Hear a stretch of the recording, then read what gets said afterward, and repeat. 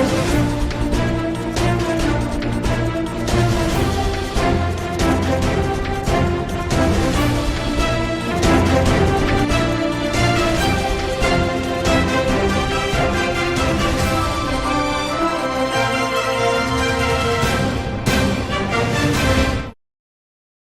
Welcome to STV news bulletin. ముందుగా headlines చూద్దాం.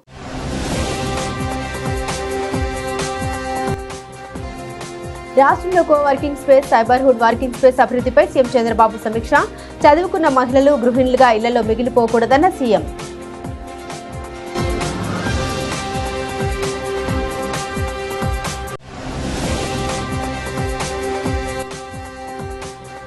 విజయవాడ 8వ డివిజన్ టిక్కిల్ రోడ్డులో సీసీ రోడ్డు నిర్మాణానికి భూమి పూజ. నగరాన్ని హైదరాబాద్ తరహాలో తీర్చిదిద్దుతామన్న ఎంపీ కేశినేని శివనాథ్.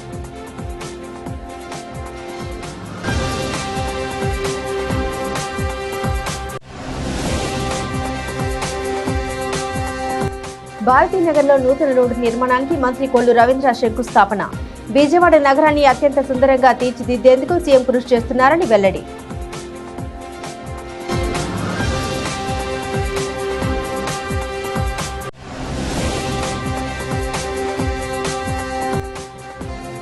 రేపటి నుండి జరిగే సిపిఐ శతవార్షికోత్సవాలు జయప్రదం చేయండి. పిలుపునిచ్చిన సిపిఐ రాష్ట్ర కార్యదర్శి కె రామకృష్ణ.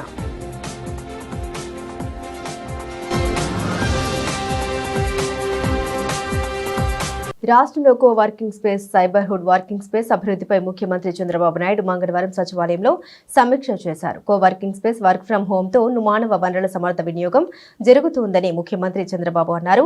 గ్రామాల్లో, చిన్న పట్టణాల్లో ఉన్న వారికి ట్రైనింగ్ ఇచ్చే అవకాశాలు కల్పించాలని, అలాంటి వారి కోసం వర్కింగ్ స్పేస్ క్రియేట్ చేయాలని సీఎం అన్నారు. చదువుకున్న మహిళలు గృహిణులుగా మిగిలిపోకూడదు, వారికి అవకాశాలు కల్పించాలని సీఎం అభిప్రాయపడ్డారు. Work from home, co working సెంటర్లతో మహిళలకు విస్తృతంగా అవకాశాలు లభిస్తాయన్నారు. మహిళలను ఇంటి పనికి పరిమితం చేయడం సరికాదని సీఎం అన్నారు. ఇప్పటికీ చదువుకున్న మహిళలు ఇళ్లలో ఉంటున్నారని, వారికి వర్క్ ఫ్రం హోం అందుబాటులోకి తెస్తే ఆన్లైన్ విధానంలో పనిచేసి ఉపాధి పొందుతారని అభిప్రాయపడ్డారు. మహిళల్లో ఎంతో సమర్థత, నైపుణ్యం ఉందని, కుటుంబ వ్యవహారాలు, బాధ్యత కారణంగా చాలా మంది ఇళ్లకే పరిమితం అవుతున్నారన్నారు. ఇలాంటి వారికి అవకాశాలు కల్పిస్తే ఎకనామిక్ యాక్టివిటీ పెరుగుతుందని ముఖ్యమంత్రి అన్నారు. కో వర్కింగ్ స్పేస్ సెంటర్ల ఏర్పాట్లో 2025 డిసెంబర్ చివరి నాటికి 1.50 సీట్లు అందుబాటులోకి తీసుకురావాలని లక్ష్యంగా పెట్టుకున్నట్లు అధికారులు వివరించారు.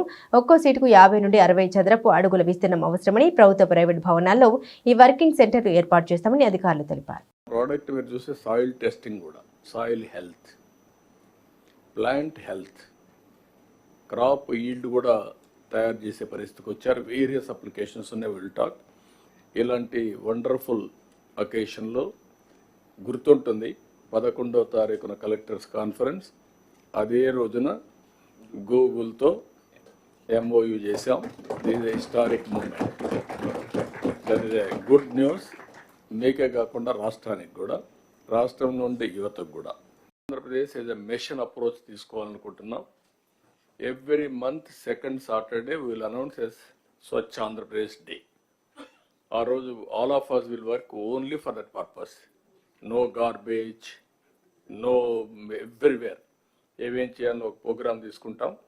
ప్రతి ఒక్క నెల దాన్ని అనౌన్స్ చేస్తాం. ముందు మున్సిపల్ అడ్మినిస్ట్రేషన్ అయిపోతే then will announce what is the concept. రాష్ట్ర ప్రభుత్వాన్ని సీఎం చంద్రబాబు నాయుడు గాడిలో పెడుతున్నారని రాష్ట్ర భూగర్భ శాఖ, ఎక్సైజ్ శాఖ మంత్రి కొల్లు రవీంద్ర అన్నారు. వైకాపా పరిపాలనలో రాష్ట్రంలోని అన్ని వ్యవస్థలు గాడి తప్పాయన్నారు. వ్యవస్థలన్నింటినీ సీఎం చంద్రబాబు నాయుడు దారిలో పెడుతున్నారన్నారు. భారతీనగర్ 3వ లైన్ నూతన రోడ్డు నిర్మాణం కోసం మంత్రి కొల్లు రవీంద్ర తూర్పు నియోజకవర్గ శాసనసభ్యుడు గద్దె రామ్మోహన్ రావుతో కలిసి శంకుస్థాపన కార్యక్రమాలకు భూమి పూజ నిర్వహించారు. ఈ సందర్భంగా మంత్రి కొల్లు రవీంద్ర మాట్లాడుతూ రాజధాని అమరావతిపై విమర్శలు చేసే స్థాయి వైకాపా నేతలకు లేదన్నారు. 5 సంవత్సరాల వ్యవధిలో రాష్ట్ర రాజధాని అమరావతిలో ఎలాంటి అభివృద్ధి పనులు చేపట్టలేదన్నారు. ఎన్డీఏ కూటమి అధికారంలోకి వచ్చిన 6 నెలల వ్యవధిలో అటు సంక్షేమ, ఇటు అభివృద్ధి రెండింటినీ సమన్వయం చేస్తూ రాష్ట్ర అభివృద్ధికి సీఎం చంద్రబాబు నాయుడు చిత్తశుద్ధితో కృషి చేస్తున్నారన్నారు. శాసనసభ్యులు రామ్మోహన్ రావు మాట్లాడుతూ అభివృద్ధి పనులకు చిరునామా సీఎం చంద్రబాబు నాయుడు మాత్రమే అన్నారు. గత వైకాపా ప్రభుత్వం విజయవాడ నగరపాలక సంస్థకి ఇవ్వాల్సిన నిధులు ఇవ్వకుండా ఆ నిధులు ఇతర పథకాలకు మళ్లించి విజయవాడ అభివృద్ధిని నిర్లక్ష్యం చేశారన్నారు. వచ్చే 5 సంవత్సరాల వ్యవధిలో విజయవాడ నగరం హైదరాబాద్ కంటే మరింత అభివృద్ధి చెందుతుందన్నారు. ఏపీఐసీ చైర్మన్ రామరాజు మాట్లాడుతూ విజయవాడ నగరాన్ని అత్యంత సుందరంగా తీర్చిదిద్దేందుకు గాను సీఎం చంద్రబాబు నాయుడు కృషి చేస్తున్నారన్నారు. రాష్ట్ర అభివృద్ధిని ఎవరూ ఆపలేరన్నారు. నూతనంగా నిర్మించబడిన అపార్ట్మెంట్స్కి గత 5 సంవత్సరాలు ఎలాంటి ఫెసిలిటీస్ కల్పించలేని పరిస్థితిలో వాడు అనారోగ్య పాలవుతున్న సందర్భంలో మా ఏపీఐసి చైర్మన్గా రామరాజు గారు అయిన తర్వాత వారిని ఆ ప్రాంతానికి తీసుకెళ్ళి అక్కడ పరిశీలించిన తర్వాత వాళ్ళకు కావలసిన సౌకర్యాలన్నింటి కోసం ఎమర్జెన్సీ మీటింగ్లు ఏర్పాటు చేసి ఆ మంచినీళ్ళు ఇచ్చేదానిలో కానివ్వండి, అదేవిధంగా పాత ఏపీఐసి కాలనీలో సైట్లు యొక్క కామన్ సైటు ప్రాబ్లం కానివ్వండి, వీటన్నిటినీ సాల్వ్ చేయడానికి రామరాజు గారు ఎమర్జెన్సీ మీటింగ్లు ఇప్పటికే 2 మీటింగ్లు ఏర్పాటు చేయడం జరిగింది. ఖచ్చితంగా ఏపీఐసి కాలనీలో కావాల్సిన సౌకర్యాలను కల్పించడానికి జయంగా రామరాజు గారు ముందుకు వెళ్తున్నందుకు వారికి మనస్ఫూర్తిగా నేను కృతజ్ఞతలు తెలియజేస్తున్నాను. అదేవిధంగా విజయవాడ నగరంలో ఇందాక కూడా మాట్లాడుకోవడం జరిగింది. విజయవాడ నగరం రాజధాని నగరం. ఇవాళ విజయవాడ నగరాన్ని హైదరాబాద్ నగరం కంటే మించిన నగరంగా తీర్చిదిద్దడానికి నారా చంద్రబాబు నాయుడు గారి నాయకత్వంలో మంత్రివర్యులు నారాయణ గారు అనేకమైన మౌలిక సదుపాయాలు కల్పించడానికి రోడ్ల నిర్మాణం కానివ్వండి, అండర్ గ్రౌండ్ డ్రైనేజీలు కానివ్వండి, స్టార్న్ వాటర్ రైళ్లు కానివ్వండి, ఇంకా కూడా గ్రీనరీ కానివ్వండి అందంగా తయారు చేయడం కానీ వీటన్నిటి కూడా ప్రత్యేకంగా శ్రద్ధ వహించి దానికి కావలసిన నిధులు సమకూర్చడానికి అంటే సిఆర్డీ సహకారంతోనూ అదేవిధంగా ఇతర నిధుల నుంచి కూడా తీసుకొచ్చి విజయవాడ నగరం అందంగా తీర్చిదిద్దబడతా ఉంది. అదేవిధంగా ఈ చిన్న రోడ్లు, పెద్ద రోడ్లు వీటన్ని మన యొక్క స్థానిక శాసనసభ్యులు గద్దె రామ్మోహన్ రావు గారి ఆధ్వర్యంలో సిమెంట్ రోడ్డు శంకుస్థాపన జరగడం జరిగింది. ఇది నడిబొడ్డున ఉన్నటువంటి రోడ్డు ఎంతో అవసరం ఉంది. గత 5 సంవత్సరాలు కూడా ఈ రోడ్డుని ఎవరు పట్టించుకునే పరిస్థితి ఉంది. ప్రభుత్వం రాగానే 14 లక్షల రూపాయలు సీసీ రోడ్ని చక్కగా చేయడం జరుగుతూ ఉంది.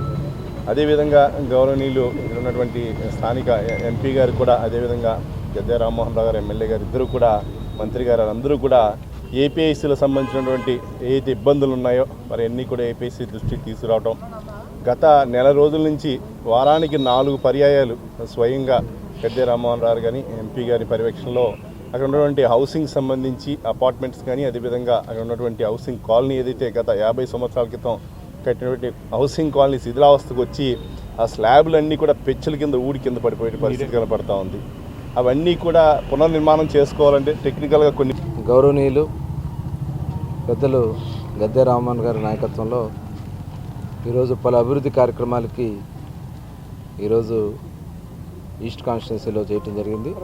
అందులో భాగంగా భారతనగర్ రోడ్ నెంబర్ 3లో దాదాపు 14 లక్షల రూపాయలతో సీసీ రోడ్ని నిర్మాణం చేస్తున్నందుకు వారిని మనస్ఫూర్తిగా అభినందనలు, ధన్యవాదాలు తెలియజేస్తూ, ఎందుకంటే ఈ రోడ్లోనే ఉంటున్నాం మేము కూడా.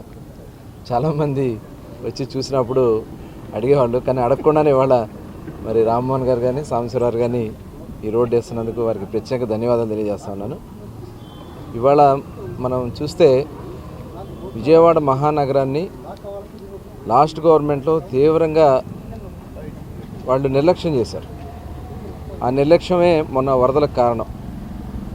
మొన్న వచ్చినటువంటి వరదలు ప్రధానంగా బుడమేరులో ఉన్నటువంటి మట్టికి ఎత్తుకుపోవడం వల్ల ఆ కట్టలన్నీ కూడా వీక్ అయిపోయి ఆ వచ్చినటువంటి ఫ్లడ్ అంతా కూడా విజయవాడ నగరాన్ని చుట్టుముట్టేసింది. విజయవాడ నగరాన్ని చుట్టుముట్టి చాలా ఇబ్బందులు పడ్డారు అందరూ కూడా. కానీ ముఖ్యమంత్రి చంద్రబాబు నాయుడు గారు దాదాపు 12 రోజుల పైనే ఇక్కడే ఉండి, వినాయక చవితికి కూడా వెళ్లకుండా, ఆయన ఇంటికి వెళ్లకుండా ఇక్కడే ఉండి సాధారణ స్థితికి వచ్చే వరకు కూడా గతంలో ఎప్పుడు ఇవ్వనంత ప్యాకేజ్ కూడా ఇచ్చి సామాన్యులు ఎవరు కూడా బాధపడకూడదు అని చెప్పి నిలబడి చేసినటువంటి వ్యక్తి చంద్రబాబు నాయుడు గారిని అని వాళ్ళు మనం చెప్పొచ్చు. అదే కాదు, రాష్ట్ర నలుమూలనే కాకుండా దేశ నలుమూల నుంచి కూడా చాలామంది వచ్చి ఈ ఫ్లడ్ రిలీఫ్ కోసం దాదాపు 500 కోట్ల రూపాయలు సీఎం రిలీఫ్ ఫండ్ కింద ఇచ్చారు ఈ వరదల నిమిత్తం. అంటే గతంలో ఎప్పుడు లేదు, ఒక చరిత్ర. అటువంటి నాయకత్వం మనకుంది. ఇవాళ రాష్ట్ర వ్యాప్తంగా 5 సంవత్సరాలు మున్సిపాలిటీకి ఒక్క పైసా లేదు. 15th ఫైనాన్స్ ఫండ్స్ వాళ్ళే దోచేసుకున్నారు, వేరే వాటికి మళ్ళీ ఇచ్చేశారు. ఒక రోడ్డు వేసిన పాపాన్ని లేదు, ఒక డ్రైన్ వేసిన పాపాన్ని లేదు. 5 సంవత్సరాలు అసలు ఎవరు కూడా అడ్రస్ లేకుండా వెళ్ళిపోయారు. ప్రజాప్రతినిధులు ఎవరు లేరు, ఎమ్మెల్యేలు లేరు. ఇవాళ పిలిస్తే పలికే ప్రభుత్వం తెలుగుదేశం, జనసేన, భారతీయ జనతా పార్టీ ప్రభుత్వం. పెద్దలు ఆల్రెడీ మాట్లాడారు. ఎప్పుడు ఒక టైలర్కి ఒక మంచి మెటీరియల్ ఇస్తే కుట్టడం చాలా తేలిక, కానీ అదే మెటీరియల్లో 1000 గుంతలు చిల్లులు పెట్టిస్తే అది కుట్టడం ఎంత కష్టమో ఆంధ్ర రాష్ట్రాన్ని అస్తవ్యస్తంగా చేసి ఇచ్చిన వైసీపీ గత ప్రభుత్వం మనం అందరం చూసాము. అటువంటి ఒక గుడ్డని అంటే అస్తవ్యస్తంగా చేసిన ఈ రాష్ట్రాన్ని ప్రతి ఒక్కరూ కూడా తన వంతుగా వాళ్ళ వల్ల ఏం చేయగలుగుతామో అని చేయడం మొదలుపెట్టారు. అది మీకు తెలుసు, అది ఎంత కష్టమో. ఎంత కష్టమైనా కూడా రోడ్లు బాగు చేయడం కానీ, రోడ్లు ఇబ్బందిగా ఉన్న చోట్లలోని సీసీ రోడ్లు వేయడం కానీ, ఇవన్నీ చేయడం అని అంటే ఎంత కష్టమో. ఇప్పుడు నిధులు కూడా లేని పరిస్థితుల్లోని ఏదో రకంగా నిధుల్ని సమకూర్చి రాష్ట్రాన్ని మళ్ళీ పూర్వపు వైభోగం తీసుకురావాలని రాష్ట్ర అభివృద్ధిని ఎవరూ ఆపలేరని మాజీ మంత్రి సోమిరెడ్డి చంద్రమోహన్ రెడ్డి అన్నారు. రాబోయే 5 సంవత్సరాల్లో ఆంధ్రప్రదేశ్ అన్ని రంగాల్లో మరింత అభివృద్ధి చెందుతుందని ఆయన పేర్కొన్నారు. గత ప్రభుత్వం రాష్ట్రంలో రాక్షస పాలన సాగించిందన్నారు. రాష్ట్ర ముఖ్యమంత్రి చంద్రబాబు నాయుడు రాష్ట్రం కోసం చేపట్టిన అభివృద్ధి పనుల్ని ఎవరూ ఆపలేరని మాజీ మంత్రి సోమిరెడ్డి చంద్రమోహన్ రెడ్డి అన్నారు.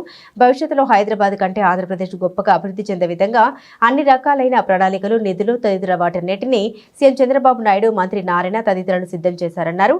గత ప్రభుత్వంలో పాపం చేసిన వారు తప్పక శిక్షను అనుభవించాలన్నారు. వైకాపా మొత్తం అవినీతిమయమన్నారు. అవన్నీ చేసిన వ్యక్తులకు తప్పక శిక్ష పడాలన్నారు. వైకాపా విషయంలో సీఎం చంద్రబాబు నాయుడు దయ చూపిస్తున్నారన్నారు. అన్ని వ్యవస్థల్ని భ్రష్టు పట్టించి అవినీతికి కేర్ ఆఫ్ అడ్రస్ గా చేశారని మాజీ మంత్రి నిప్పులు చెరిగారు. తన 40 సంవత్సరాల రాజకీయంలో వైకాపా లాంటి ప్రభుత్వం ఎప్పుడు చూడలేదు అన్నారు. వైకాపా హయాంలో పెద్ద ఎత్తున రాక్షస పాలనలో పేద బడుగు బలహీన వర్గాల నుండి కోట్లాది రూపాయల భూములు, ఆస్తుల్ని దౌర్జన్యంగా లాక్కున్నారన్నారు. అవినీతికి పాల్పడిన వారిపై రాష్ట్ర వ్యాప్తంగా చర్యలు చేపట్టాలని డిమాండ్ చేశారు. లాస్ట్ 5 years దుర్మార్గాలు, దానిలోంచి రాష్ట్రం బయటపడింది. రాష్ట్రానికి డెమోక్రసీ వచ్చింది. అయితే మీరు చూస్తున్నారు కదా, ఒక పోర్ట్లు, ఒక SEZలు, ఒక కోల్ సప్లైలు, ఒక అంబులెన్సులు, ఒక మైనింగ్, కాదేది అవినీతికి అనర్హత అని చెప్పి జగన్మోహన్ రెడ్డి రాజ్యంలో జరిగింది. అయినా మా కొల్లు రవీంద్ర లాంటి వాళ్ళని జైల్లో పెట్టారు. మా బోటి వాళ్ళని స్టేషన్లో కూర్చోబెట్టారు అర్ధరాత్రుల వరకు. అన్నీ అనుభవించాం.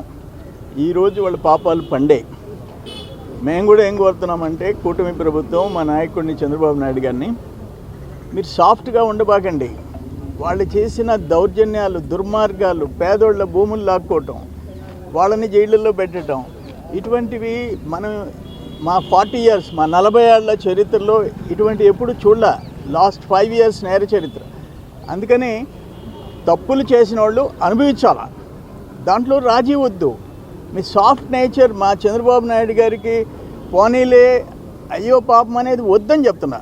ఎందుకంటే ఇంకొకసారి ఇటువంటి నేరాలు, ఘోరాలు సొసైటీలో జరగకుండా ఉండాలంటే దే ఆర్ పనిషబుల్. వాళ్ళ పనిష్మెంట్ జరగాలి. ఏదేమైనా ఈరోజు చంద్రబాబు నాయుడు గారు, బీజేపీ, జనసేన నా కూటమి నాయకత్వంలో అన్నీ గాడిన పడుతున్నాయి. ఒక రోడ్లు కాదు, ఒక ఇరిగేషన్ సిస్టమ్ కాదు, ఒక రాజధాని కాదు, అన్నీ ట్రాక్లో పడుతుండే. అందరూ కలిసి కష్టపడి పనిచేస్తున్నారు మా మంత్రులు కూడా అని చెప్పేసి నేను తెలియజేస్తున్నాను. భారత కమ్యూనిస్టు పార్టీ సిపిఐ ఆవిర్భవించి 99 ఏళ్లు పూర్తయి 100వ సంవత్సరంలోకి అడుగుపెడుతుందని ఈ సందర్భంగా డిసెంబర్ 26వ తేదీ నుండి జరిగే సిపిఐ శత వార్షికోత్సవ వేడుకల్లో ప్రజలు భాగస్వామ్యం జయప్రదం చేయాలని సిపిఐ రాష్ట్ర కార్యదర్శి కె రామకృష్ణ విజ్ఞప్తి చేశారు. స్థానిక దాసరి భవన్లో మంగళవారం ఏర్పాటు చేసిన విలేకరుల సమావేశంలో ఆయన మాట్లాడారు. ఈ శత వార్షికోత్సవాలను దేశవ్యాప్తంగా ఏడాది పాటు నిర్వహించాలని సిపిఐ జాతీయ సమితి నిర్ణయించిందన్నారు. డిసెంబర్ 26వ తేదీన ప్రారంభమయ్యే ఈ వేడుకలు 2025 డిసెంబర్ 26న తెలంగాణ రాష్ట్రంలోని ఖమ్మంలో జరిగే కార్యక్రమాలతో ముగుస్తాయని తెలిపారు. జాతీయ సమితి నిర్ణయంలో భాగంగా ఆంధ్రప్రదేశ్లో గురువారం విజయవాడలో చంద్ర రాజేశ్వరరావు విగ్రహానికి పూలమాల వేసి నివాళులర్పించడం నుండి శతవార్షిక ఉత్సవాలు ప్రారంభమవుతాయన్నారు. భారత రాజ్యాంగ నిర్మాత డాక్టర్ బిఆర్ అంబేద్కర్ ను పార్లమెంట్ సాక్షిగా కేంద్ర హోంమంత్రి అమిత్ షా అవమానించడంపై దేశవ్యాప్తంగా చర్చ జరుగుతుందన్నారు. అయినా ఏమాత్రం పశ్చాత్తాపం చెందకుండా తన వ్యాఖ్యల్ని అమిత్ షా సమర్థించుకుంటున్నారని తెలిపారు. దేశవ్యాప్తంగా చర్చ జరుగుతున్న అంశం ఏమంటే, సాక్షాత్తు రాజ్యాంగ నిర్మాత డాక్టర్ బిఆర్ అంబేద్కర్ని పార్లమెంట్లోనే హోమ్ మినిస్టర్ అమిత్ షా గారు కించపరచడం జరిగింది. నిజంగా అవమానించాడు ఆయన. అది స్పష్టంగా ఒక పిల్లవాడిని అడిగినా చెప్పగలడు ఆయన ఏ రకంగా అవమానించాడు. దానిపైన వారు ఏమాత్రం కూడా పశ్చాత్తాపం లేకపోగా హోమ్ మినిస్టర్ గారు దాన్ని సమర్థించుకుంటా ఉన్నాడు. హోమ్ మినిస్టర్ గారు సమర్థించుకుంటా ఉంటే ప్రధానమంత్రి ఏమైనా దాన్ని ఏమన్నా ఖండిస్తున్నాడంటే నిస్సిగ్గుగా ప్రధాని నరేంద్ర మోడీ కూడా అమిత్ షాను బలపరుస్తారు. నిస్సిగ్గుగా ఒక దేశ ప్రధాని తన క్యాబినెట్లో ఒక మినిస్టర్ రాజ్యాంగ నిర్మాత అయిన బిఆర్ అంబేద్కర్ను అవమానిస్తూ మాట్లాడితే దాన్ని కూడా బలపరిచే స్థాయికి వచ్చారంటే ఇంకేం చెప్పాలని నాకు అర్థం అవుతుంది. దీనికి కారణం ఏమంటే బీజేపీ ఆర్ఎస్ఎస్ శక్తులకు సంఘ్ పరివార్ శక్తులకు వారికి ఏమాత్రం కూడా రాజ్యాంగం పైన గౌరవం లేదు. వారు మొన్న ఎన్నికల్లో చాలా ప్రధానంగా చెప్పారు, మాకు ఈసారి 400 సీట్లు గెలిపించండి, రాజ్యాంగాన్నే తీసి బుట్టలో వేస్తామని చెప్పారు. రాజ్యాంగాన్ని మారుస్తామన్నారు. అది ఎన్నికల్లో వాళ్ళకి 400 సీట్లు రాలేదు, 240 స్థానాలే వచ్చాయి. వాళ్ళ చంద్రబాబు నాయుడు నితీష్ కుమార్ పైన ఆధారపడి గవర్నమెంట్ నడుపుతూ ఉన్నారు కాబట్టి రాజ్యాంగం జోలికి పోవడం లేదు. అయినా వాళ్ళ పంత వదలలే. సాక్షాత్తు బీజేపీ మాజీ పార్లమెంట్ సభ్యులు సుబ్రహ్మణ్య స్వామి గారు సుప్రీంకోర్టులోనే కేసు వేశాడు. ఆ ప్రియాంబుల్ మార్చాలి, అందులో సెక్యులరిజం అనే పదం తొలగించాలి, సోషలిజం అనే పదాన్ని తొలగించాలని చెప్పి ఆయన సుప్రీంకోర్టులో కేసు వేశాడు. అదృష్టవశాత్తు సుప్రీంకోర్టు సిజేఐ వారి ఆధ్వర్యంలో ఆ పదాలు తొలగించాల్సిన అవసరం లేదని చెప్పినందువల్ల ఇవాళ మన భారతదేశంలో ప్రజలు ఊపిరి తీసుకున్నారు. కాబట్టి ఏమంటే ఈ అంశం పైన క్యాబినెట్ నుంచి హోమ్ మినిస్టర్ అమిత్ షాను తొలగించాలి, అమిత్ షా రాజీనామాను డిమాండ్ చేస్తూ ఈ నెల 35వ తేదీ నాడు వామపక్ష పార్టీల ఆధ్వర్యంలో రాజధాని నగరం విజయవాడ అని విజయవాడ ఎంపీ కేశినేని శివనాథ్ అన్నారు. విజయవాడ నగరాన్ని హైదరాబాద్ తరహాలో తీర్చిదిద్దడానికి సీఎం చంద్రబాబు నాయుడు రాష్ట్ర పురపాలక శాఖ మంత్రి కె నారాయణ ప్రణాళిక సిద్ధం చేస్తున్నారని ఎంపీ తెలిపారు. విజయవాడ నగరాన్ని అత్యంత సుందరంగా తీర్చిదిద్దడానికి ఎన్డీఏ ప్రభుత్వం పనిచేస్తుందన్నారు. విజయవాడ 8వ డివిజన్ టీకెల్ రోడ్లో సీసీ రోడ్డు నిర్మాణానికి ఎంపీ కేశినేని శివనాథ్, ఎమ్మెల్యే గద్దె రామ్మోహన్ శంకుస్థాపనకు భూమి పూజ నిర్వహించారు. ఈ సందర్భంగా ఎంపీ శివనాథ్ మాట్లాడారు. 2014-2019 టీడీపీ హయాంలో జరిగిన అభివృద్ధిని మరిపించేలా విజయవాడ నగర అభివృద్ధికి సీఎం చంద్రబాబు నాయుడు కృషి చేస్తున్నారన్నారు. అమృత్ స్కీమ్ నిధులతో నగర అభివృద్ధికి బాటలు వేస్తున్నారన్నారు. ప్రజలకు మౌలిక సదుపాయాలు కల్పించడమే ఎన్డీఏ కూటమి లక్ష్యమన్నారు. తూర్పు నియోజకవర్గ శాసనసభ్యుడు గద్దె రామ్మోహన్ రావు మాట్లాడుతూ భవిష్యత్తులో విజయవాడ నగరంలో గోతులు లేని రోడ్లు మాత్రమే కనబడతాయన్నారు. సైడ్ కాల్వలు, భూగర్భ డ్రైనేజీ, నూతన రోడ్డు నిర్మాణం తదితర అభివృద్ధి పనుల్ని జనవరి 1వ వారం నుండి ప్రారంభమవుతాయన్నారు. 6 నెలల వ్యవధిలోనే పలు అభివృద్ధి పనులు చేపట్టినట్లు ఎమ్మెల్యే గద్దె రామ్మోహన్ రావు తెలిపారు. గత 6 నెలల నుంచి కూటమి ప్రభుత్వం అధికారంలోకి వచ్చినాక విజయవాడ నగరంలో మా ముఖ్యమంత్రి నారా చంద్రబాబు నాయుడు గారి ఆధ్వర్యంలో 2014 నుంచి 19 వరకు ఏ విధంగా ఈ విజయవాడ నగరాన్ని చంద్రబాబు నాయుడు గారి ఆధ్వర్యంలో గద్దె రామ్మోహన్ రావు ఎమ్మెల్యేగా ఉన్న సమయంలో ఏ విధంగా అభివృద్ధి చెందిందో దానికి మించిన అభివృద్ధి చేయబోతున్నాం.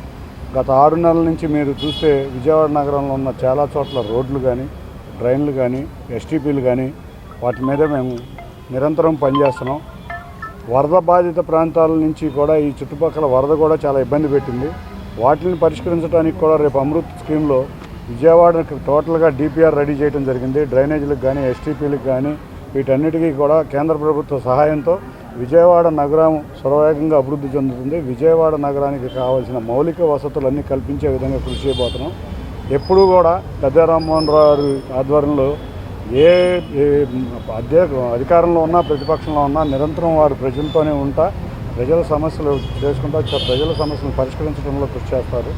అదేవిధంగా వారిలాగానే నేను కూడా వారి మార్గంలోనే విజయవాడ నగరం ముఖ్యంగా తూర్పు నియోజకవర్గంలో ఉన్న డ్రైనేజ్ సమస్యలు కానీ, స్ట్రాంగ్ వాటర్ డ్రైనేజ్ సమస్యలు కానీ, రోడ్డు సమస్యలు కానీ పరిష్కరించి ప్రజలకు మెరుగైన సౌకర్యాలు అందిస్తామని తెలియజేస్తున్నాం. ముఖ్యంగా ఈ రోడ్డు 60 మీటర్ల లెంత్, 5 మీటర్ల విడ్త్తో ఇవాళ 9 లక్షల ఎస్టిమేట్తో సీసీ రోడ్డు ఏర్పాటు చేయడం జరిగింది. గత 5 సంవత్సరాల నుంచి ఇక్కడ ప్రాంతవాసులు అందరూ చాలా ఇబ్బంది పడుతూనే ఉన్నారు. ఏ రోజు కూడా గత ప్రభుత్వం పట్టించుకున్న బాబాను పడలేదు. త్వరలో వీళ్ళ కోరిక తెరబోతుంది. Thank you. గత 5 సంవత్సరాల పాలనలో జగన్మోహన్ రెడ్డి గారి నాయకత్వంలో ఈ జిల్లాలో కానీ, విజయవాడలో కానీ డిస్ట్రిక్ట్ డెవలప్మెంట్ రివ్యూ మీటింగే జరగలేదు. డిడిఆర్సి అంటే చాలా ముఖ్యమైనది. ఆ మీటింగులో అందరు అధికారుల సమక్షంలో ప్రజాప్రతినిధులందరూ కూడా వాళ్ళ ప్రాంతాల్లో జరుగుతున్న అభివృద్ధి గురించి కానీ లేకపోతే జరగవలసిన విధానాల గురించి కానీ ఒక చర్చకు తీసుకొచ్చి ఆ మీటింగ్లో ఇన్ఛార్జి మినిస్టరు స్థానిక మంత్రులు అందరూ కూడా కలిసి చర్చ జరుగుతుంది. నాకు తెలిసి నా 30 సంవత్సరాల రాజకీయ జీవితంలో ప్రతి 3 నెలలకి కనీసం 6 నెలలకు ఒకటైనా మీటింగ్ జరిగే, సంవత్సరానికి 2 నుంచి 3 మీటింగ్లు జరిగి 5 సంవత్సరాలకి సుమారు 15 మీటింగ్లు జరగాలి. ఆ మీటింగుల్లో గత మీటింగ్లో ఏం చెప్పుకున్నాం, దేని గురించి మాట్లాడుకున్నాం, అవి ఎంత సొల్యూషన్ అయింది, దాని యొక్క ఆయా మీటింగులో చర్చించుకున్న విషయాలు ఎంతవరకు ఫలితాలు ఇచ్చాయని చెప్పి చర్చ జరిగింది. అది ఒకే ఒక్క మీటింగ్ జరిగింది. అప్పుడు 5 సంవత్సరాల్లో ఎంత దురదృష్టం ఒకసారి ఆలోచించుకోండి.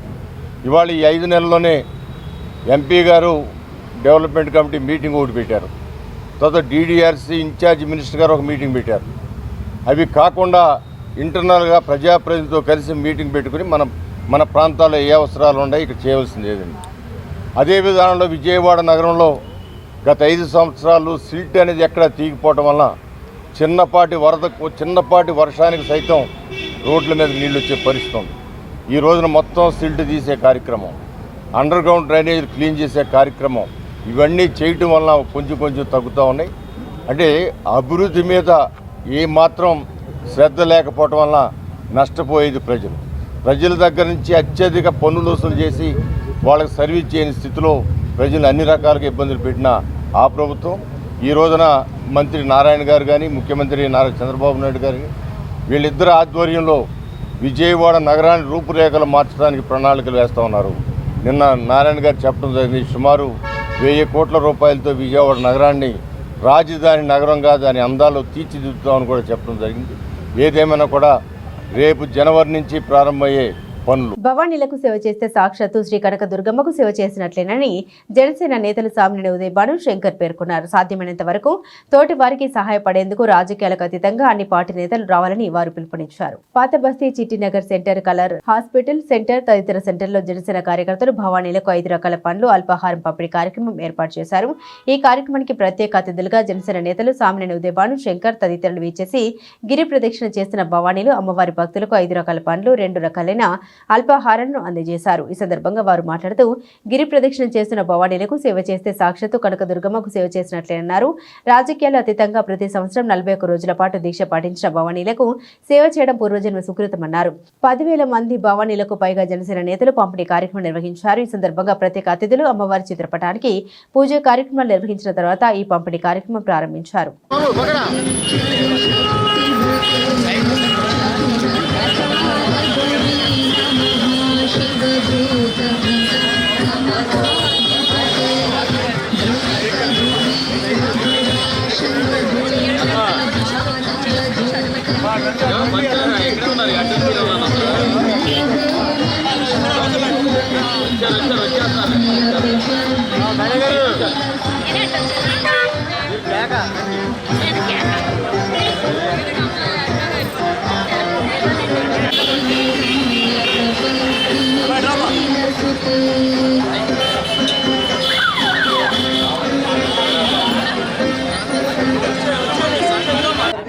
ఈరోజు విజయవాడలో పశ్చిమ నియోజకవర్గంలో అమ్మవారి భవానీలు మాలల భక్తులందరూ కూడా మరి శంకర్ గారు, బాడి శంకర్ గారు నాయకత్వంలో, అలానే పెద్దబాబు గారు కార్పొరేటర్గా, అలానే రాజేష్ గారు కార్పొరేటర్గా, జిల్లా బీజేపీ అధ్యక్షులు శ్రీరామ్ గారు, అలానే స్థానిక శాసనసభ్యులు సుజనా చౌదరి గారు ప్రతినిధిగా ఉన్న శ్రీధర్ గారు, స్థానిక నాయకులందరూ కూడా ఇవాళ భవానీలకి భక్తి శ్రద్ధలతోటి ఇవాళ చేసే కార్యక్రమాలకి మరి వారి అందరూ కూడా మనం కూడా వారికి కొంత సహాయం చేయాలని చెప్పి మరి పళ్ళు పంచిపెట్టేది ఒక మంచి సేవా కార్యక్రమం.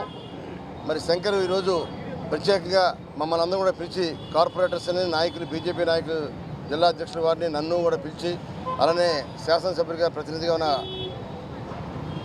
మన శ్రీధర్ గారిని కూడా పిలిచి అందరినీ కూడా మరి వాళ్ళ పళ్ళు పంచిపెట్టే కార్యక్రమాన్ని అమ్మవారి భక్తులకి రాష్ట్ర మొత్తం నుండి అనేక మంది, లక్షలాది మంది భక్తులకి కొన్ని సేవా కార్యక్రమం చేయడం చాలా మంచి కార్యక్రమంగా మేము భావిస్తూ వారిని అభినందిస్తున్నాం.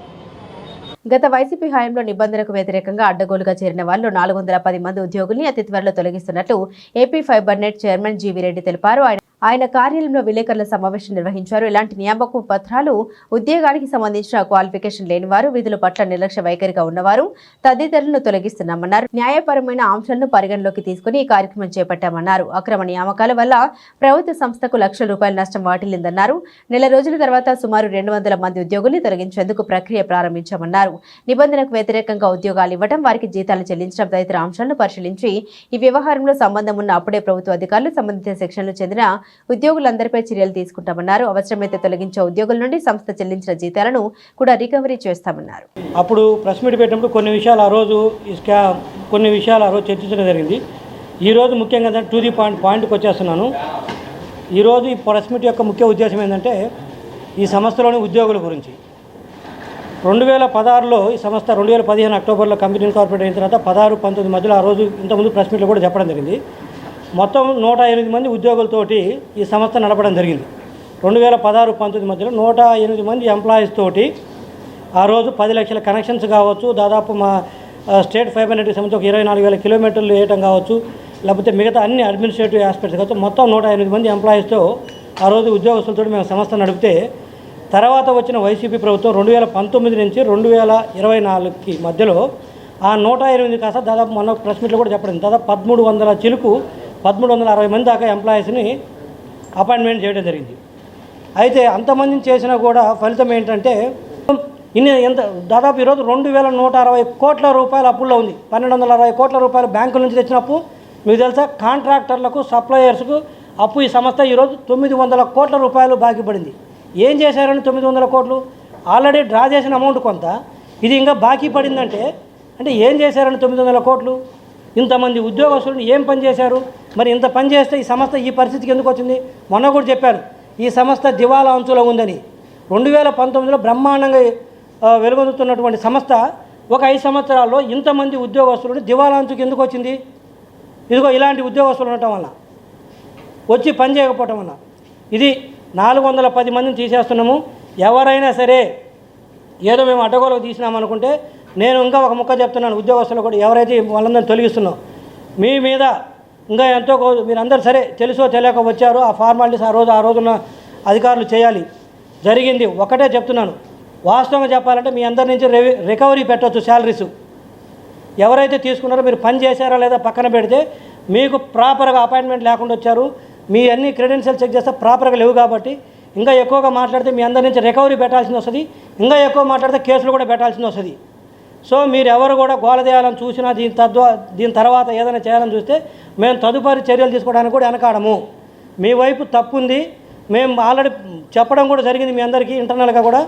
సో ఈరోజు మొత్తం విజయవాడ తుమ్మలపల్లి కళాక్షేత్రంలో doctor Brahmadesam social service society, extra సాహిత్య సాంస్కృతిక సేవా సంస్థల సంయుక్త ఆధ్వర్యంలో దాదాసాహెబ్ ఫాల్కే అవార్డు గ్రహీత పద్మ విభూషణ్ అక్కినేని నాగేశ్వరరావు విగ్రహం ఏర్పాటు చేయడం సంతోషకరమని ఎమ్మెల్యే బోండా ఉమామహేశ్వరరావు అన్నారు. Doctor Brahmadesam social service society, extra సాహిత్య సాంస్కృతిక సేవా సంస్థ సంయుక్త ఆధ్వర్యంలో తుమ్మలపల్లి కళాక్షేత్రంలో దాదాసాహెబ్ ఫాల్కే అవార్డు గ్రహీత పద్మ విభూషణ్ అక్కినేని నాగేశ్వరరావు విగ్రహం ఏర్పాటు చేశారు. ఈ విగ్రహాన్ని ఎమ్మెల్యే బోండా ఉమామహేశ్వరరావు కార్పొరేటర్ ఉమ్మడి చంటితో కలిసి ఆవిష్కరించారు. ఈ సందర్భంగా ఏఎన్ఆర్ విగ్రహానికి పూలమాల వేసి నివాళులర్పించారు.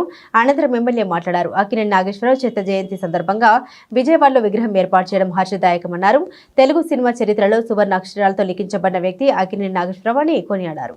తెలుగు సినీ ఇండస్ట్రీలో ఎన్టీఆర్, ఏఎన్ఆర్ 2 కళ్ళు అని పేర్కొన్నారు. ఉమ్మడి రాష్ట్రంలో తెలుగు సినీ ఇండస్ట్రీకి పునాది వేసిన వ్యక్తి ఏఎన్ఆర్ అని, ఆయన మన కృష్ణా జిల్లా వాసి కావడం గర్వకారణమని అన్నారు. అంతటి గొప్ప వ్యక్తి విగ్రహం తుమ్మలపల్లిలో ఏర్పాటు చేయడంలో కార్పొరేటర్ ఉమ్మడి చంటి బ్రహ్మదేశం వసంత కుమార్ కృషి అభినందనీయమన్నారు. తెలుగు ప్రజలందరూ మరవలేని నటులు అక్కినేని నాగేశ్వరరావు. తెలుగు ప్రైడ్ అని ఈ రాష్ట్రంలో రాజకీయ పార్టీ స్థాపించి మరి పేద వర్గాల కోసం చేసినటువంటి సేవ అన్న నందమూరి తారక రామారావు అయితే, సినిమా రంగంలో మహుటం లేని మహురాజుగా ఆయనే సాటిగా చేసినటువంటి వ్యక్తి అక్కినేని నాగేశ్వరరావు. ఇవాళ శత జయంతి ఉత్సవాలు ఆయన అభిమానులు తెలుగు రాష్ట్రాల్లోనే కాకుండా తెలుగు ప్రజలు ఎక్కడున్నా సరే అనేది సంతోషం. తెలుగువారు ఆయన్ని గుర్తుంచుకోవడం అనేది మనందరి బాధ్యత. అటు కుటుంబపరంగా చిత్రాలు కానీ, అలాగే ఆధ్యాత్మిక చిత్రాల్లో కానీ, సాంఘికంగా కానీ అనేక రకాలుగా ఆయన దాదాపు 60 సంవత్సరాల పైన ఆయన నటనకి దాదాసాహెబ్ ఫాల్కే అవార్డు కానీ, నట సామ్రాట్ బిరుదులు కానీ, సౌత్లోనే పేరెన్నికలిగినటువంటి అవార్డు భారతదేశంలో అక్కినేని నాగేశ్వరరావు. అలాంటి ఉన్నత భావాలతో, ఉన్నత లక్ష్యాలతో జీవించినటువంటి, విలువలు కలిగినటువంటి జీవితాన్ని జీవించి మరి మరణం అనేది ఎవరికైనా తప్పదు కాబట్టి చనిపోయినా ఆయన్ని వాళ్ళు గుర్తుంచుకుంటూ ఆయన అభిమానులు, ఆయన అభిమాన సంఘ అధ్యక్షుడు వసంత్ కుమార్ గారు, అలాగే ఉమ్మడి చంటి, అలాగే కార్పొరేటర్ గారు, అలాగే ఆయన మిత్రబృందం అందరూ కలిపి ఇక్కడ మరి ఈ రోజున తుమ్మలపల్లి వారి కళాక్షేత్రంలో ఆయన విగ్రహం పెట్టారు. ఆ విగ్రహం పెడతానికి ప్రభుత్వం తరపున మేమందరం కూడా స్థానిక శాసనసభ్యుడిగా, అలాగే తెలుగుదేశం ప్రభుత్వం అందరం కూడా సహకరించాం. ఇది మా బాధ్యత అనుకున్నాం. కవులకి, కళాకారులకి, నటులకి, కళారంగానికి సేవ చేసిన వాళ్ళకి, తెలుగు భాషకు సేవ చేసిన వాళ్ళకి ఈ ప్రభుత్వంలో అత్యున్నత స్థానం, అత్యున్నత గుర్తింపు ఉంటుంది. వాళ్ళ ఆశయాల్ని భావితరాలకు తీసుకెళ్లే లక్ష్యంగా తెలుగుదేశం ప్రభుత్వం పనిచేస్తని ఆ మహానుభావుడికి ఘన నివాళులు అర్పిస్తూ సెలవు తీసుకుంటాం. మరి అందరికీ శుభోదయం అండి. మరి ఈరోజు బ్రహ్మదేశపు సోషల్ సర్వీస్ సొసైటీ వారి ఆధ్వర్యంలో అక్కినేని నాగేశ్వరరావు విగ్రహం ఏర్పాటు చేయడం, అదేవిధంగా కూడా మరి ఎక్స్రే కొల్లూరి గారు కూడా వారి సహకారంతో కూడా మరి ఇక్కడ కార్యక్రమం నిర్వహిస్తూ ఉన్నారు. దీనికి ముఖ్య కారకులు మరి ఎవరంటే వసంత్ కుమార్ గారు, ప్రెసిడెంట్ గారు, అదేవిధంగా సెక్రటరీ రాము గారు, అదే కోసది గారు, కొండలరావు, వీళ్ళు ముగ్గురు కూడా వచ్చి మరి అక్కినేని నాగేశ్వరరావు విగ్రహం కావాలండి. మరి గతం తిరిగి మా కాళ్ళు అరిగిపోతున్నాయి. తుమ్మలపల్లి కళాక్షేత్రాలలో కళాకారులను ఎందుకు గౌరవించరు? అందులో 255 చిత్రాలు నటించిన గొప్ప వ్యక్తి, మహానటుడు, అందరి మనసుల్లో స్థానాలను సంపాదించినటువంటి వ్యక్తి అక్కినేని నాగేశ్వరరావు విగ్రహం అక్కడ ఏర్పాటు చేయకపోవడం మాకు చాలా బాధగా ఉందని వాళ్ళు వస్తే ఆ రోజే లెటర్ రాసి కౌన్సిల్లో పెట్టి మరి మాట్లాడటం జరిగింది. ఆ రోజు కూడా చిన్న సంస్థలు కౌన్సిల్లో వస్తే నేను ఒకటే చెప్పాను, 252 చిత్రాలు నటించి జనాల్ని మెప్పించిన వ్యక్తి అక్కినేని నాగేశ్వరరావు. మనం ఎందుకు పెట్టకూడదంటే వాళ్ళు చిన్న కారణాలు చెప్పారు. ఆ కారణాలు కూడా పూర్తి చేసి విగ్రహాన్ని ఏర్పాటు చేయడం జరిగింది. మరి ఇక్కడ వసంత్ కుమార్ గారు కానివ్వండి, రాము గారు కానివ్వండి, ఏడుకొండల గారు కానివ్వండి, వారందరూ కూడా అక్కినేని నాగేశ్వరరావు అభిమానులకి, అదేవిధంగా రాష్ట్ర వ్యాప్తంగా కూడా మరి రాష్ట్రంలో రాష్ట్రంలో ఆంధ్రప్రదేశ్లో మరి రెండో విగ్రహం, మొదటి విగ్రహం ఎక్కడంటే ఏలూరులో కట్టుకున్నారు వాళ్ళ సొంత స్థలంలో. ఇవాళ ఏంటంటే కళాకారులు గౌరవించుకునే స్థలం కనుక తుమ్మలపల్లి కళాక్షేత్రంలో పెట్టడం జరిగింది. మరి శత దినోత్సవ వేడుకల సందర్భంగా మరి 100 సంవత్సరాలు పూర్తవుతున్న సందర్భంలో మరి ఇక్కడ కార్యక్రమం జరుగుతూ ఉంది. అదేవిధంగా కూడా సీతారాముల జననం సినిమా మొదలు, మరి అదేవిధంగా మనం సినిమాతో మరి ఆయన ముగింపు కార్యక్రమం జరిగింది. మరి ఎంతోమంది మహానుభావులు, మరి ఒక శాస్త్రం ఉంది, పూసిన పతి పువ్వు భగవంతుడి పాదాల చెంతకు చేరదు, పుట్టిన ప్రతి మనిషి కూడా అక్కినేని నాగేశ్వరరావు గారి లాగా యాక్ట్ చేయలేరని ఈ సందర్భంగా మరి అందరికీ నమస్కారం. ఈరోజు చాలా శుభదినం. మన విశ్వవిఖ్యాత అక్కినేని నట సామ్రాట్ అంటే వారి పేరు చిరస్థాయిగా గుర్తుంటుంది. వారి విగ్రహం 100 సంవత్సరాల శతవంత్సరాల సందర్భంలో ఇనాగ్రేషన్ చేయడం చాలా గొప్ప విషయం. ఆ యొక్క మంచి పని చేసింది ఎవరో కాదు, మన బ్రహ్మదేశం సోషల్ సర్వీసెస్ సొసైటీ వాళ్ళు. మన వసంత్ కుమార్ గారు, రాము గారు, ఏడుకొండల గారు ఆ సొసైటీగా ప్రెసిడెంట్, సెక్రటరీ, ట్రెజరీగా ఉన్నారు. వాళ్ళు ఈరోజు చాలా గొప్ప కార్యక్రమం చేశారు. దీనికి సంధానకర్త, మూలకర్త అనుకోండి, మాకు వెన్నింటి నిలిచిన మన చంటి గారికి ప్రత్యేక ధన్యవాదాలు. అట్లానే దేవుడు ఆశీర్వదించినట్టు మన ఎమ్మెల్యే గారు వచ్చి కూడా ఈరోజు ప్రారంభం చేయడం అది ఇంకో గొప్ప విషయం. ఆ మహానుభావుని ఆయన చేసిన నట విశ్వరూపం యొక్క సినిమాల యొక్క పరంపర 250 సినిమాలు అన్నమాట. వాటన్నిటికీ గుర్తింపుగా మా వైపు నుంచి ఇచ్చే నివాళి ఈ విగ్రహావిష్కరణ. దీంట్లో మేమందరం కూడా తలా ఒక చెయ్యేసి మేమందరం కూడా పాల్గొనడం నాకు సంతోషంగా ఉంది. మా వాకర్స్ మూవ్మెంట్ తరఫున గవర్నర్గా రామకృష్ణగా నేను వీళ్ళకి శుభాకాంక్షలు తెలియజేస్తున్నాను. ఆ మహానుభావునికి వందనాలు సమర్పిస్తున్నాను. కావడానికి కారణం, ముఖ్య కారణం 52వ డివిజన్ కార్పొరేటర్ చంటి గారు. ఆయన చేసిన సహకారం జన్మ జన్మలకే మర్చిపోలేము. అక్కినేని నాగేశ్వరరావు గారి విగ్రహం ఇక్కడ తుమ్మలపల్లిలో కావాలని అడగడానికి కారణం ఇక్కడ కళాకారుల నిలయం కాబట్టి అక్కినేని నాగేశ్వరరావు గారి తర్వాత ఎవరైనా ఉండాలనే ఉద్దేశంతో ఇక్కడ చంటి గారిని అడగడం జరిగింది. అది కాకుండా విజయవాడ సినీ రాజధాని, అక్కినేని నాగేశ్వరరావు గారు కృష్ణా జిల్లా వాసి. విజయవాడ రైల్వే ప్లాట్ఫారం ఘంటసాల బలరామయ్య గారు ఆ రోజు చూడకుండా పోతే నాగేశ్వరరావు గారు ఎవరో తెలుసుండేదే కాదు. అందుకని విజయవాడలో ఒక అక్కినేని నాగేశ్వరరావు గారికి సంబంధించిన చిరస్థాయిగా ఉండే గుర్తులు ఏమీ లేదు ఉద్దేశంతో తుమ్మలపల్లి కళాక్షేత్రంలో విగ్రహం ఏర్పాటు చేయాలని మా సంకల్పం చంటి గారి వారి తీరిందని మేము ఈ సందర్భంగా వారి కృతజ్ఞతలు తెలియజేస్తున్నాను. బులెటిన్ ముగించే ముందు హెడ్లైన్స్ మరోసారి.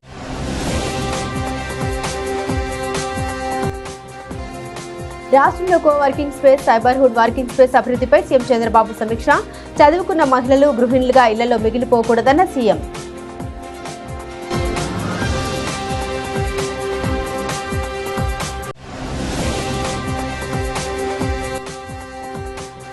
విజయవాడ 8వ డివిజన్ టిక్కిల్ రోడ్డులో సీసీ రోడ్డు నిర్మాణానికి భూమి పూజ.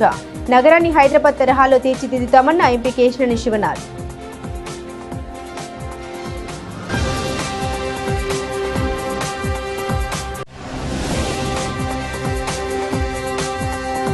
భారతీనగర్లో నూతన రోడ్డు నిర్మాణానికి మంత్రి కొల్లు రవీంద్ర శంకుస్థాపన. విజయవాడ నగరాన్ని అత్యంత సుందరంగా తీర్చిదిద్దేందుకు సీఎం కృషి చేస్తున్నారని వెల్లడి.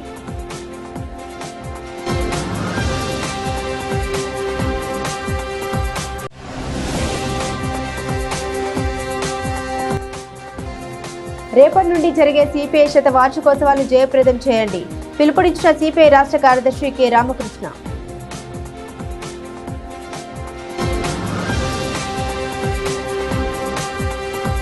ఇవి బులెటిన్ అప్డేట్స్. మరిన్ని అప్డేట్స్ కోసం చూస్తూనే ఉండండి SDV న్యూస్.